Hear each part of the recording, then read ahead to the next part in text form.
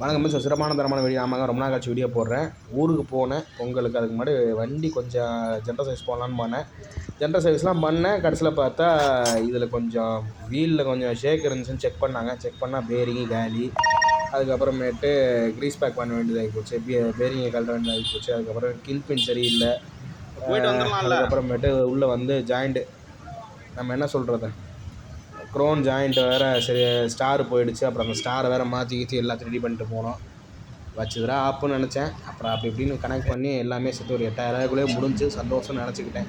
8350 முடிஞ்சு பரவாயில்லன்னு நினச்சிக்கிட்டேன். கொஞ்சம் அடிக்கடி வண்டியை சர்வீஸ் பண்ணுங்கள். முக்கியமாக க்ரீஸ் அடிக்காமல் விட்றாதீங்க. க்ரீஸ் அடிக்காமல் விட்டால் அந்த பிரச்சனை தான். இந்த ஸ்டாரில் பொறுத்த வரைக்கும் கம்பெனியில் ஸ்டாரில் வந்து க்ரீஸ் அடிக்கிற பாயிண்ட் வராது.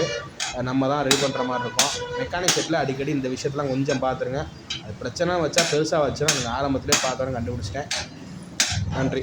மாதவரம் பாலாஜி லேட்டர்ஸ் லைலாண்டுக்கு எதிரில் நல்லபடியாக பண்ணி கொடுப்பாங்க. ப்ரமோஷன் கிடையாது, நிறைய வாட்டி பண்ணியிருக்கேன். அதனால தான்.